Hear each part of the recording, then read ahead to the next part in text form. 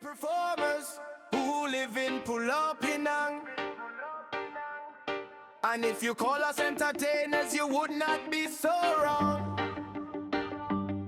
It's part and parcel of our makeup, please do sing. Welcome to the Penang Heritage Arts Festival podcast, brought to you by Broadcast Studio at Inti, a wonderful place to be at.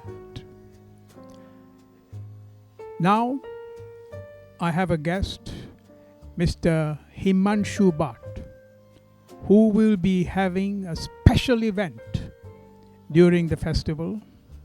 It is a monologue, and he's going to tell us all about it. Thank you, Mr. Jairam. This lovely new studio at Inti College in Penang. Very nice acoustics and very well set up. And of course, I'm very excited that the Penang Heritage Arts Festival will have its inaugural edition in a couple of weeks' time. Yeah. Okay, Mr. Bhatt, can you tell us a bit about your background related to where you find yourself now or in a couple of weeks? Well, generally, my professional background is that I am a newsman. I'm an editor at a newspaper right now. And I enjoy that job, particularly because I am a dramatic man, a drama man and a dramatic man. So I invest a lot of dramatism and I perceive a lot of human drama, in the news that I cover and I see every day. My background is I'm a graduate in theatre studies. I graduated from the American Academy of Dramatic Arts. This is the Los Angeles branch, which was about more than 30 years ago. But since then, I came back and stayed in Penang and participated in the Penang Players, where I acted and I directed in a number of plays. I was chairman for a couple of years before I started my own company called Cape Poetics. And I've been doing a number of plays, getting funding and all that. And now I have an opportunity here to participate in the Penang Heritage Arts Festival. Yeah, so I'm currently working in KL with a mainstream newspaper where I'm the editor, and it's quite invigorating to come back to Penang for this project. Okay, Mr. Himanshu, this particular event that you chose for this festival is a monologue. How many monologues have you done in the past? Well, to be precise, this is not purely a monologue. It is a recital where I will dramatically read several key passages from a novel. But anyway, it is very much akin to a monologue. Monologue would be an entire script and entirely memorized and performed. And it's interesting because I'm also at present, I started this project in 2018, and you were the director, where I performed 2 short stories of Rabindranath Tagore, the first Asian to win the Nobel Prize. And he won the Nobel Prize for literature, some 120 years ago. He did come to Penang, didn't yes, he? he came here to Penang in late 1920s, I believe in 1927, and he inaugurated a Chinese school, and there was a lot of response. A lot of people came to see him at that time because he was quite a celebrity, an intellectual and cultural celebrity of sorts. And there is a Chinese school near Jalan Lorong Madras Lane, the Hu Yu Sia. And Rabindranath Tagore actually laid the foundation stone for Hu Yu Sia in 1927, and the plaque which he, in honor of his visit at Hu Yu Sia, is still there. He also visited Chung Ling School, among many other events that he had here. And thus, Chung Ling School recently named one of its learning centers after Tagore. Yeah. Okay, why was this book chosen for a recital?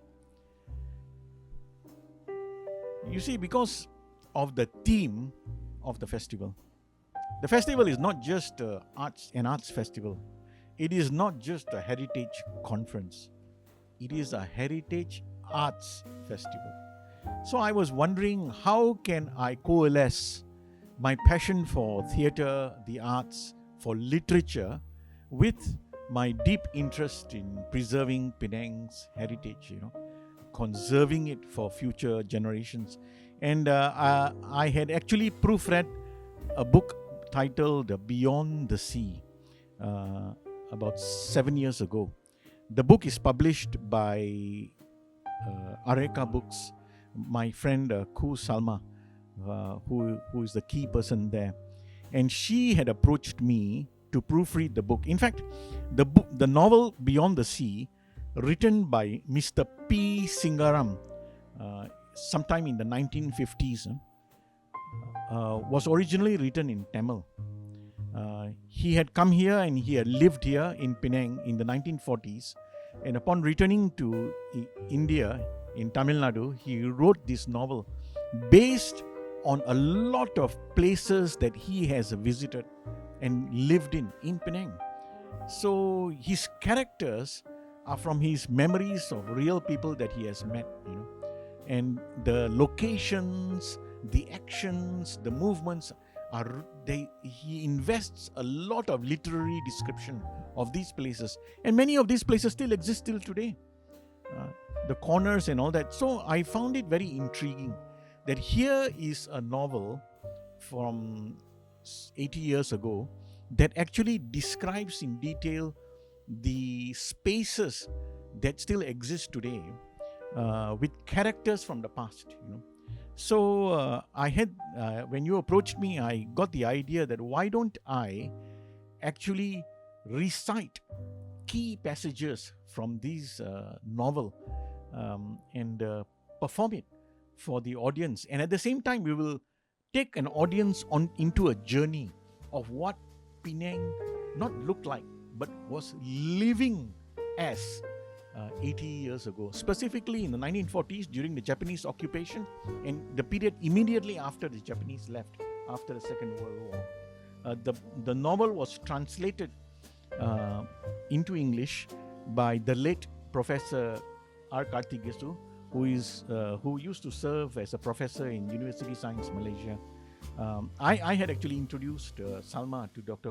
Karthigesu for the translation, and it's worked out like magic. Dr. Karthigesu has since passed away. This was his last major work and contribution to Penang's history and world literature. For the audience, this is the book that Mr. Himanshu is talking about. You can get it at Areka Books. Just Google it and you can order it online. Beyond the Sea, and there are many chapters in it, and I'm going to ask Himanshu, how did you choose excerpts from this particular book, which you have reviewed before, have proofread it, and make it as interesting as possible to the audience?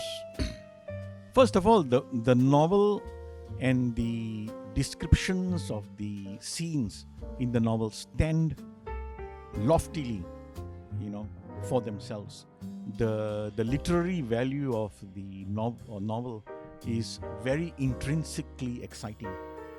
There is a very kinetic feel about the way in which the motion and the emotion of the characters are depicted. So, for example, there is one very simple scene where the chief character, the main character, the protagonist, comes crossing from Butterworth to Georgetown at the jetty. And this is during the Second World War, when the Japanese were controlling Penang. And he was among the passengers who had to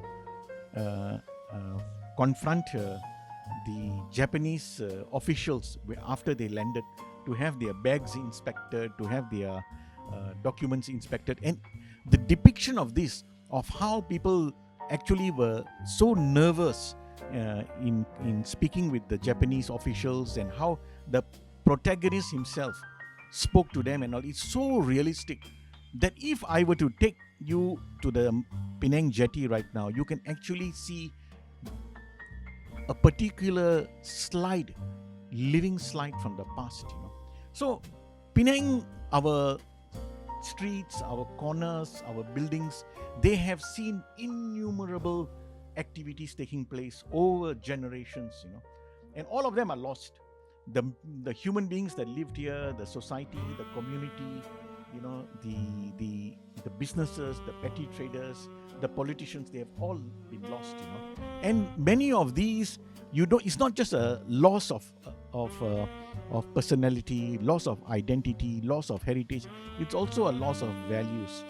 The only way in which we can revive this for ourselves and for future generations is through the medium of literature, because literature has encapsulated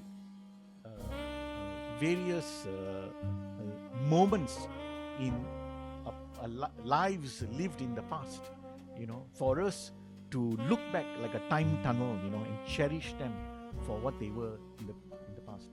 Wonderfully said, Mr. Himanshu. So I would assume that the performance of such a recital would interest people to get the book and Absolutely. read for themselves and feel the experience of the past. Am I right? Absolutely. See, my training is in theatre. I'm a theatre person, you know. So I try my best, but I think it comes naturally to me that when I recite a particular passage of literature, I imbue it with life, you know, with my understanding and my instincts in dramatism. So it's not just a flat reading, it's not just a hyperbolic reading, it is, I hope, a very lifelike, very realistic oriented rendition. Would it be particularly useful to any segment of the population, or is it going to be a general recital for the public? No, it's general recital, and even if one is not a very pure heritage aficionado or a literary person, I am sure you can appreciate the basic humanity of the characters and the incidents that are depicted in the book, you know. So, to the audience, Himanshu's recital will be on 1st and 2nd of May at the Bangunan UAB in the showcase area, a beautiful setting, and we hope you can get the details at Cloudjoy. Thank you. So don't forget to catch Beyond the Sea on May 1st and 2nd. Thank you very much for your attention.